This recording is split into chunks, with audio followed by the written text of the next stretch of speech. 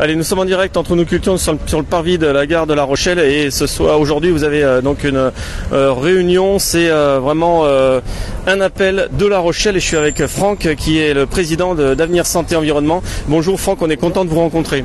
Bonjour. Alors, est-ce que vous pouvez vous présenter? Qui êtes-vous et qu'est-ce que vous représentez? Alors moi je suis le président de l'association Avenir Santé Environnement, qui est une association qui est née en 2018 dans la plaine de Nice à côté de La Rochelle et qui s'est constituée suite à l'apparition d'un excès de risque de cancer pédiatrique, notamment sur Saint-Rogatien et Périgny. Et à la base ce sont les parents et les citoyens qui habitaient ces communes qui ont créé ce collectif, qui s'est maintenant vachement élargi. Et notre but c'est de faire en sorte de nous intéresser à tous les facteurs environnementaux pouvant déclencher ou aggraver des pathologies. Ouais. Alors c'est vrai qu'il y a eu une surpopulation qui a été touchée. Il y a eu des analyses qui ont été faites dans l'eau et on a détecté pour certains pesticides, alors je dis certains, mais des excès en pesticides et du coup vous avez décidé non seulement l'eau mais d'étudier l'air également et tout ce qui nous environne. En fait c'est des études qui sont portées par la communauté d'agglomération de La Rochelle, mais nous on lance l'alerte sur ces études parce que quand on trouve en moyenne une trentaine de pesticides présents dans l'air, on se rend compte qu'il y a des lacunes, on ne prend pas en considération l'effet cocktail de ces molécules mélangées entre elles sur la santé humaine et sur la biodiversité. Et on a eu des alertes notamment sur l'eau, dans l'eau potable, avec des quantités de produits qui ont été retrouvés.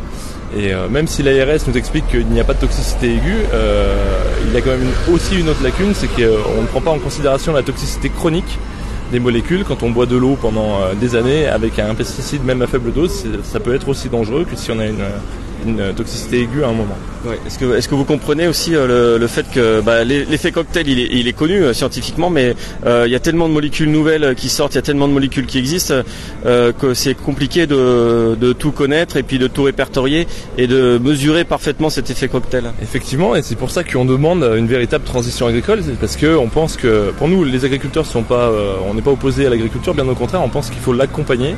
Et dans l'appel qu'on fait, c'est un accompagnement même financier qu'on réclame au niveau de l'État et au niveau de la Commission européenne, parce que on pense que ce modèle-là, en utilisant ces produits-là, ça ne sera pas viable indéfiniment.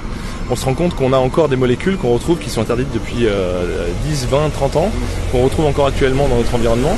Et les molécules qu'on est en train de dépendre en ce moment, même si on réduit les quantités, on les retrouvera dans 10, 20 ou 30 ans. Donc la seule solution pour nous, c'est d'imaginer une agriculture de demain qui soit plus saine et qui accompagne les agriculteurs et qui ne soit pas là pour leur mettre la tête dans l'eau. Ouais. Alors donc c'est l'appel de La Rochelle. Aujourd'hui vous êtes réunis sur le parvis de la gare. Vous allez faire un circuit. Comment s'organise la journée? Vous avez des conférences aussi. Alors d'abord on fait une marche dans La Rochelle, une marche pacifique, familiale et festive. On attend un peu de monde, on espère qu'on aura un maximum de personnes. On a des élus qui sont déjà arrivés, des députés européens, des maires, des conseillers municipaux, des conseillers régionaux. Et l'idée c'est de montrer à La Rochelle d'être présent à la veille de la loi d'orientation agricole et à la veille de la présentation du nouveau plan Éco-Phyto 2030 qui vise justement à une nouvelle réduction des produits et pas à une sortie. Nous on appelle à une sortie de ces produits et un plan quitte à ce qu'il soit lointain, enfin pas trop non plus, mais qui puisse nous permettre d'imaginer une agriculture plus saine sans pesticides. Alors est-ce que vous avez de l'espoir? Et puis ce sera ma dernière question. Vous êtes allé à l'Assemblée nationale il n'y a pas longtemps, est-ce que vous avez de l'espoir? À l'Assemblée nationale, c'était une commission d'enquête parlementaire à laquelle on a répondu, on a témoigné de ce qui se passait chez nous.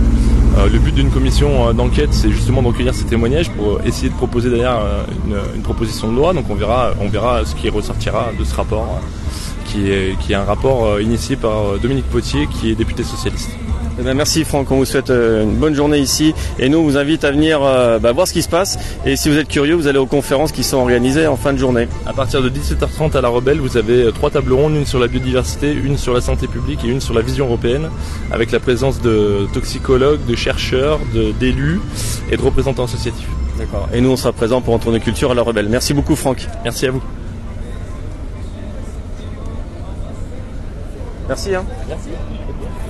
Bon, donc on se recroise tout à l'heure.